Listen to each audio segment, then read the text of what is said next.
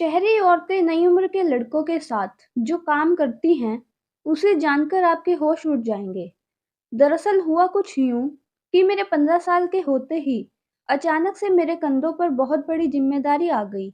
मैं तो यहाँ अपने पापा के पास घूमने के लिए आया था।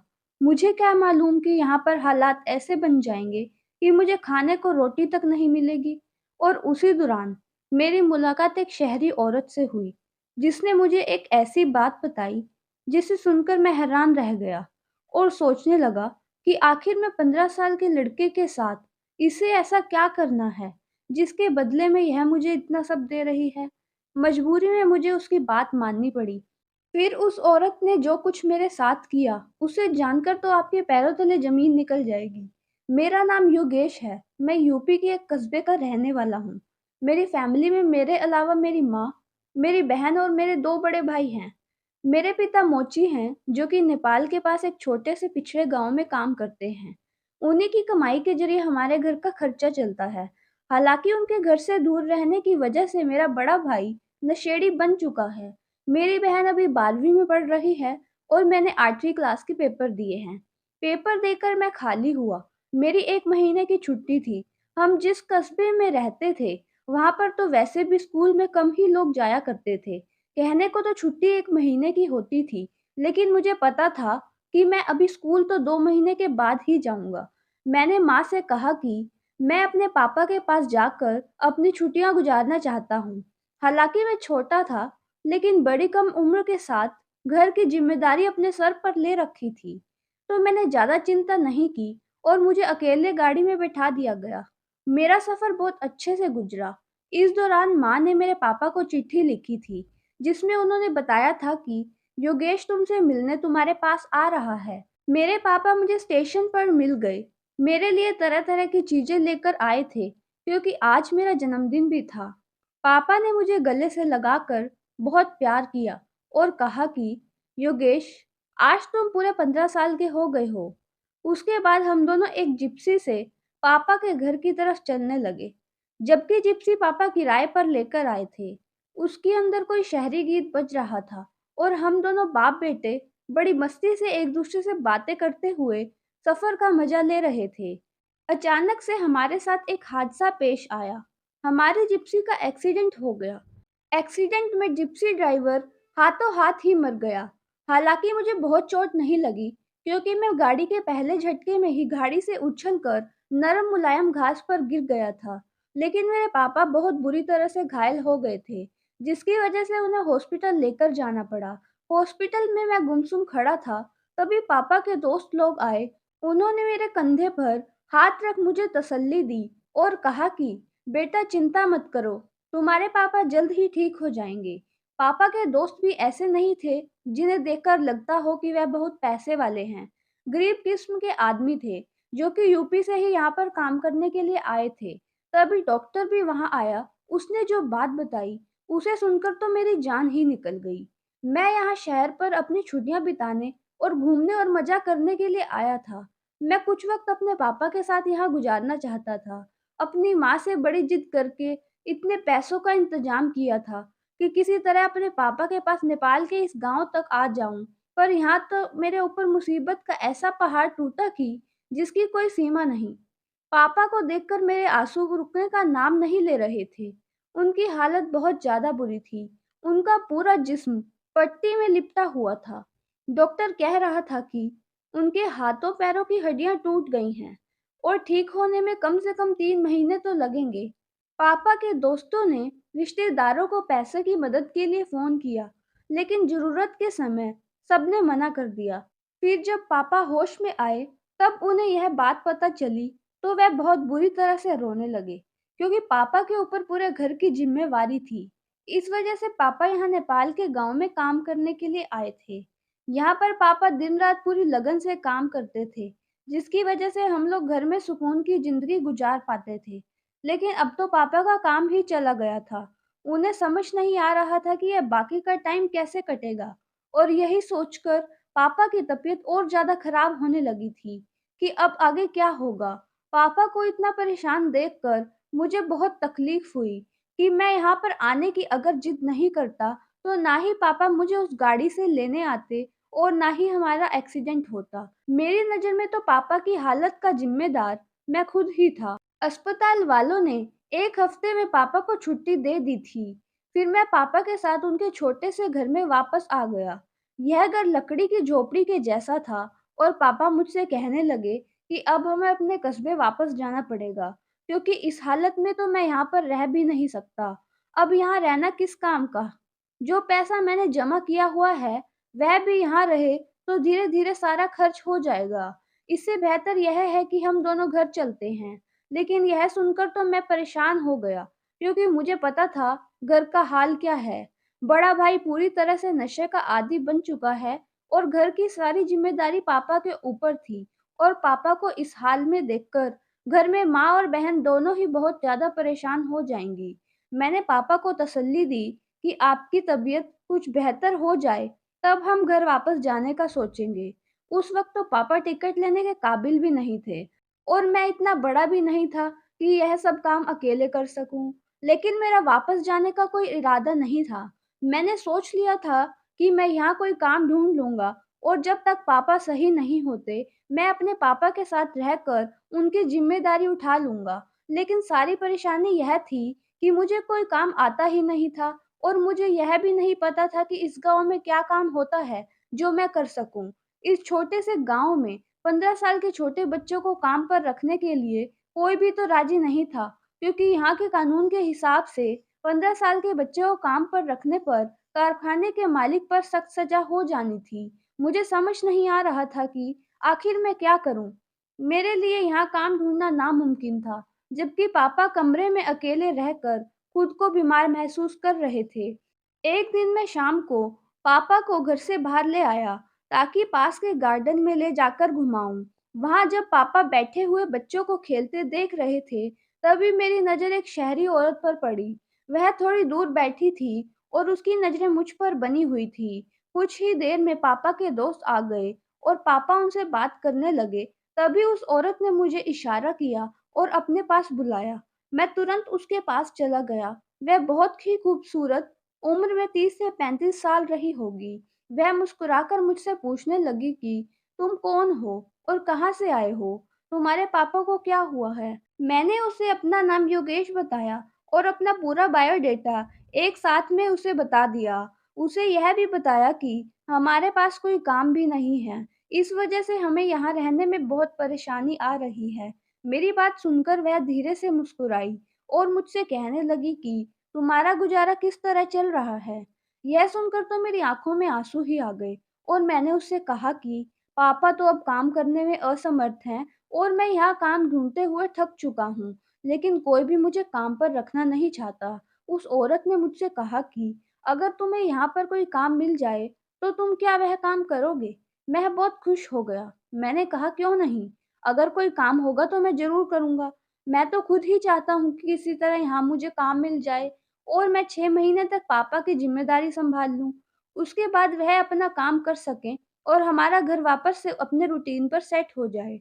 मेरी बात सुनकर वह भी खुश हो गई और मुझसे कहने लगी कि तुम मुझे बहुत पसंद आए। मुझे तुम्हारे जैसे ही किसी लड़के की तलाश थी, जो कि मेहनती हो और कोई भी काम करने को राज़ी हो। यहाँ तक कि अपने घरवालों की खातिर अपनी जान तक देने के लिए राज़ी हो। मैंने हैरानी से उससे पूछा कि आपके पास मेरे लिए कोई काम है? उसने कहा कि हाँ, मेरे पास है। बिल्कुल तुम्हारे लिए तो बहुत अच्छा काम है, जिसे करके तुम बहुत खुश भी होगे और तुम्हें पैसे भी मिलेंगे। सच बता रही हूँ, तुम्हें बहुत मज़ा आएगा। उसकी बात सुनकर मैं खुश हो गया। आखिर मैं एक छोटा-सा बच्चा ही तो था। मुझे तो ऐसा लग रहा था जैसे मेरा माँगा हुआ कोई खिलौना मुझे मिल गया हो। इससे अच्छी तो कोई बात ही नहीं हो सकती थी। मैंने उससे कहा कि ठीक है, आप बस मुझे काम बता दीजिए। मैं अपने पापा से बात कर लूँगा। कहने लगे कि तुम्हें रोज़ सुबह से शाम ट्रेनिंग दूँगी और उसके बाद तुम्हें काम बता दिया जाएगा, लेकिन तुम्हें पूरे हफ्ते का पैसा दिया जाएगा। उसने मुझे अपनी कोठी का पता समझा दिया और कहने लगी कि मैं तुम्हारा इंतज़ार करूँगी।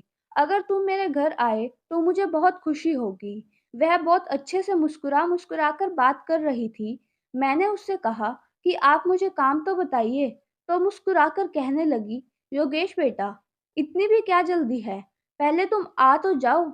मैं उससे कोई और सवाल पूछता, तभी मेरे पापा ने मुझे आवाज़ दे दी। उनके चेहरे पर तकलीफ साफ नज़र आ रही थी। शायद उनसे बैठा नहीं जा रहा था। मैं फ़ौरन पापा को लेकर घर की तरफ निकल पड़ा। रास्ते में पापा ने पूछा कि वह औरत कौन थी और तुमसे क्या बातें कर रही थी? मैंने पापा को बता दिया कि वह औरत मुझे अपनी कोठी पर बुलाकर काम करवाना चाहती है। शायद उसे घर का कोई काम हो या फिर उसे मुझसे घर का सामान मंगवाना हो, वरना भला छोटे से बच्चे से औरत को क्या काम होगा? मेरी बात सुनते ही पापा ने साफ मना कर दिया और कहा कि अभी तुम सिर्फ 15 साल के हो, अभी तुम बच्चे हो, तुम यहाँ घूमने के लिए मेरे पास आए थे और मैं तुम्हें किसी काम पर नहीं जाने दूंगा। वह औरत कौन है और ऐसे में किसी अनजान के घर तुम्हें कैसे भेज दूं? पता नहीं वह तुमसे कितना काम करवाएगी, पर मैंने पापा से कहा कि पापा बस 6 महीने की ही तो बात है। एक बार जब आप ठीक हो जाएंगे, तो आप अपना काम वापस से शुरू कर लेना और मैं आपकी सेवा करके अपने घर चला जाऊंगा और अपनी पढ़ाई-लिखाई में लग जाऊंगा। लेकिन तब तक तो घर का खर्च चलाने के लिए कुछ ना कुछ करना ही पड़ेगा और वह औरत मुझे बहुत अच्छे पैसे देने को तैयार है, तो फिर मुझे काम करने में क्या परेशानी होगी भला? पापा की आंखें भीग गई। वह कहने लगे कि मेरा छोटा बेटा कितनी जल्दी बड़ा हो गया कि मुझे समझाने लगा है। मैंने पापा से कहा कि एक बार उस औरत के घर जाने में तो कोई दिक्कत नहीं। मेरी बात सुनकर और घर की परेशानी को देखकर पापा मान गए और मुझसे कहने लगे कि अगर तुम्हें कोई परेशानी हो तो उसी वक्त वापस आ जाना। और यह बातें करते हुए हम अपने घर वापस आ गए। रात भर मैं यही सोचकर खुश होता रहा कि मैं काफ़ी किस्मत वाला हूँ, जो मुझे यह काम मिल गया, वरना मैं तो थक चुका था और हार मानकर घर वापस जाने की सोच चुका था। लेकिन मेरे दिल में थोड़ा-सा डर भी था। मैं यह भी सोच रहा था कि ना जाने उसकी कोठी कितनी बड़ी होगी? क्या मुझे उसकी पूरी कोठी की सफाई करनी होगी? यही सब सोचकर अचानक से मेरी आँखें बंद हो गई और मैं सो गया। अगले सुबह सवेरे उठ गया था और पापा के सारे काम करके उस औरत की कोठी पर जाने के लिए निकल गया। उस औरत की कोठी हमारे घर से ज़्यादा दूर नहीं थी, इसलिए पापा ने वहाँ भेजने की हामी भर दी थी। साथ में पापा को यकीन दिलाया था कि कोई भी परेशानी हो तो मैं सीधे घर आ जाऊँगा।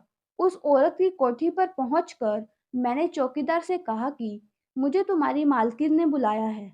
उसने सर से पैर तक मुझे देखा और कहने लगा कि तुम रहोगे मैडम के साथ। उसकी बात मुझे बहुत अजीब लगी। साथ ही वह बड़ी अजीब-सी नज़रों से मुझे देख रहा था। उसके बाद उसने टेलीफ़ोन के ज़रिए एक नौकरानी को बाहर बुलाया और मुस्कुराकर उसे कहा, "यह बच्चा है, मैडम के साथ रहेगा। मालकिन एक-एक खूबसूरत लड़का ढूँढ कर लाती है, उनकी भी दाद देनी पड़ेगी।" इस तरह की बातों को सुनकर मैं हैरान हो गया। भला काम करवाने के लिए किसी को खूबसूरत होने की क्या ज़रूरत है? मुझे लगा शायद ये चौकीदार कुछ पागल सा है। रानी चौकीदार की बात सुनकर हँसी और मेरा हाथ पकड़कर मुझे कोठी के अंदर ले गई। कोठी बहुत बड़ी थी और बहुत ही खूबसूरत भी। वहाँ तो किसी चीज़ की कमी नहीं थी। ऐसा लगता था जैसे किसी सोने के महल में आ गया हूँ। मैं अंदर जाकर खूबसूरत सोफ़े पर बैठा। मेरे सामने लीची का जूस रखा था, बिल्कुल ऐसे जैसे कोई ख़ास मेहमान। थोड़ी ही देर में मैडम भी वहाँ आ गई।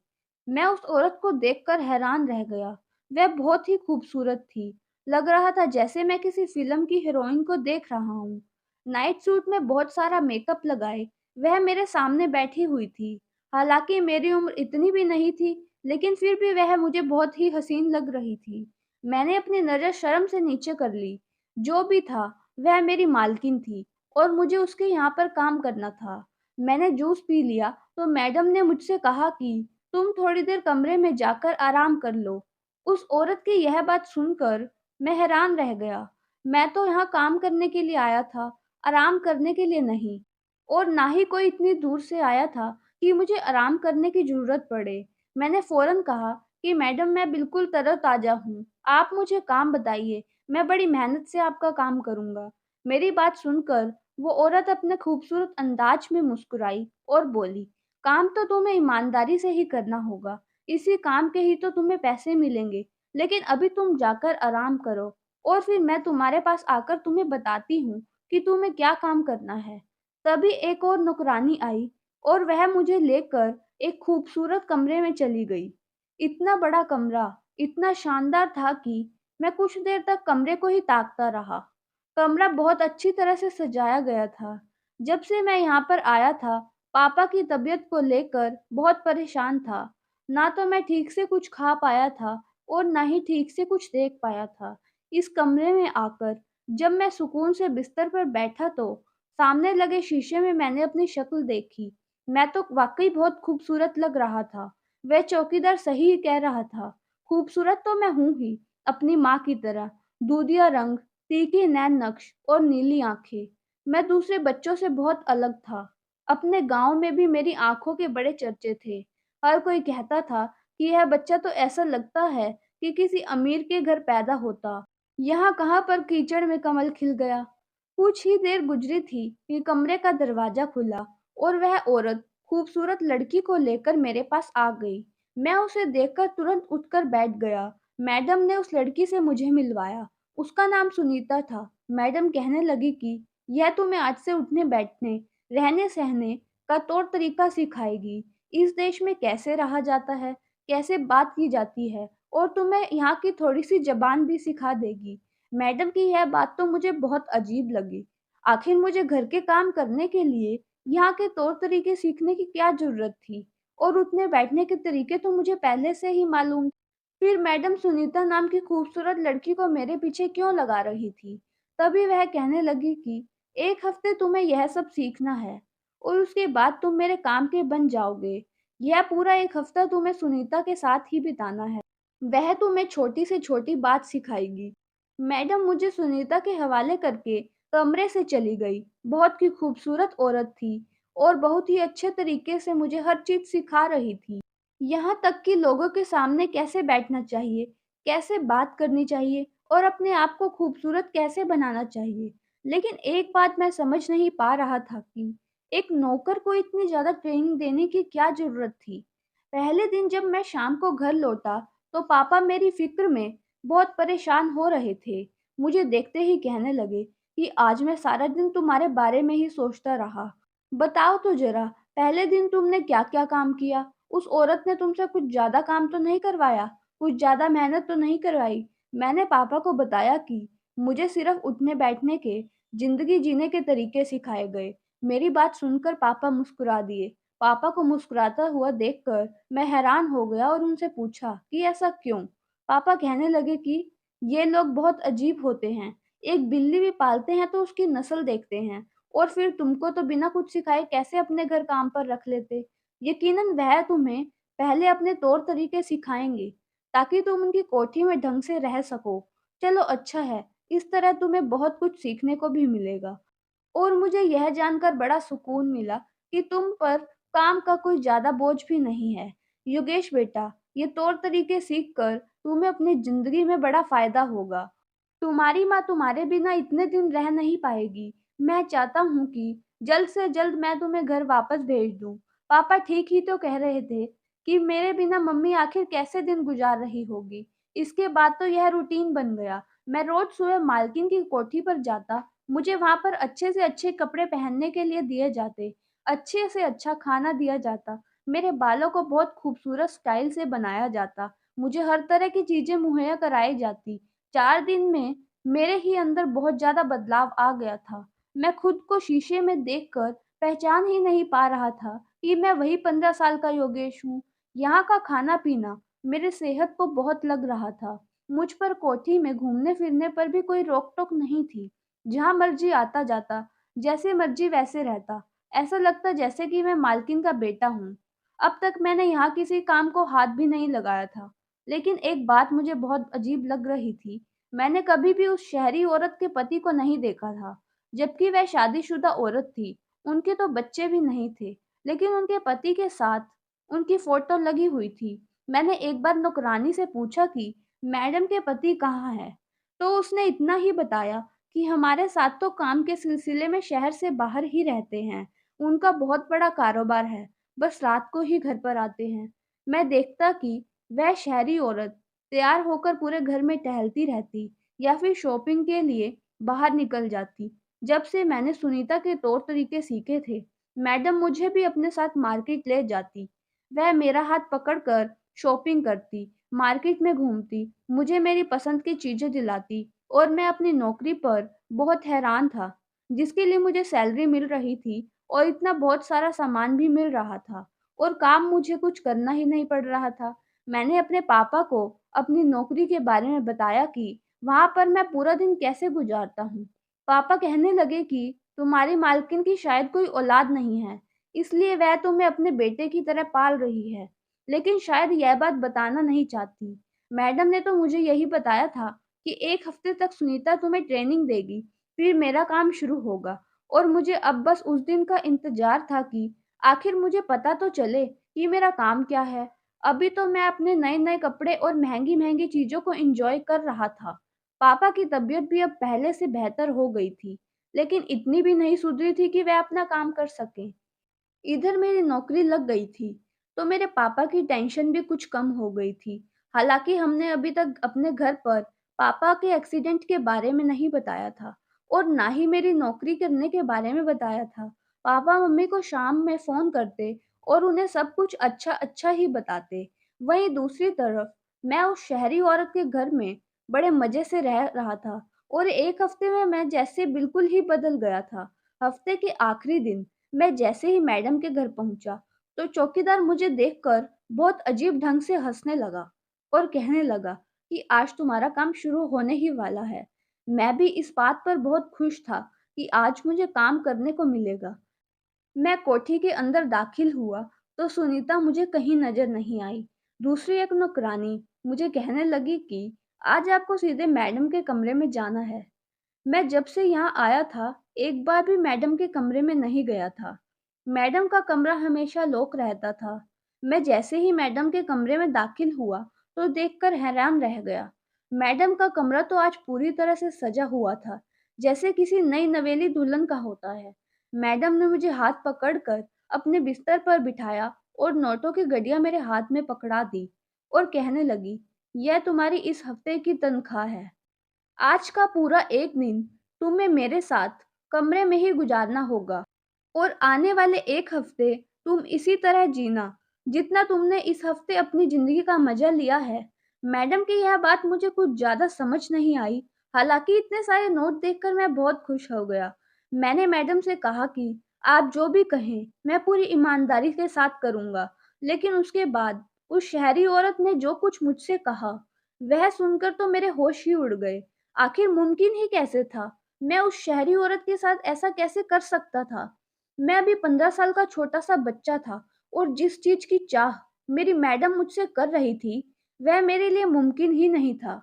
हालाँकि मेरा नन्हा-सा दिल उनकी अदाओं से और इस कमरे की मादक खुशबू से पिघलता जा रहा था, लेकिन फिर भी मैंने अपने ऊपर कंट्रोल रखा और उनसे कहा कि मैं यह सब नहीं कर सकता। तो यह सुनकर वह मुझसे कहने लगी कि मैंने पूरा 1 हफ्ता तुम्हें इस तरह की आज़ादी दी है और तरीके सिखाए, अपने काबिल बनाया और अब तुम काम करने से मना नहीं कर सकते हो। पैसे तुम्हें इसी काम के दिए गए हैं। इससे पहले तो तुमने कोई काम भी नहीं किया। मैंने तुम्हें अपने काबिल बनाने के लिए बड़ी मेहनत की है। अब तुम एंड मौके पर मुझे इनकार ना करो। मेरी हसरत अधूरी रह जाएगी। वह कहने लगी कि हम औरतों की ज़िंदगी बहुत अजीब होती है। दूसरे लोग हमारा पैसा और हमारी ज़िंदगी देखकर जलते हैं, लेकिन कोई हमसे यह नहीं पूछता कि हमारे दिल पर क्या गुजर रही है। मेरे पति को ऐश करने की आदत हो गई है और वह अलग-अलग शहर में अलग-अलग औरतों से मिल सकता है। और इस दौरान वह मुझे वक़्त देना भूल ही गया है। उसे तो याद भी नहीं कि मैं जवान और खूबसूरत हूँ और मेरे भी कुछ अरमान हैं, लेकिन उसकी दिलचस्पी तो मुझसे ज़्यादा बाज़ारी औरतों में है, जिनको वह गलत तरीके से अपने साथ रखता है। इसलिए मैं भी हफ़्ते में 1 दिन छोटे लड़कों के साथ गुज़ारती हूँ और अपनी अधूरी ख़्वाहिश को पूरा करती हूँ। इसलिए ना तो मुझे प्रेग्नेंट होने का डर रहता है और ना ही किसी को मेरे ऊपर शक होता है।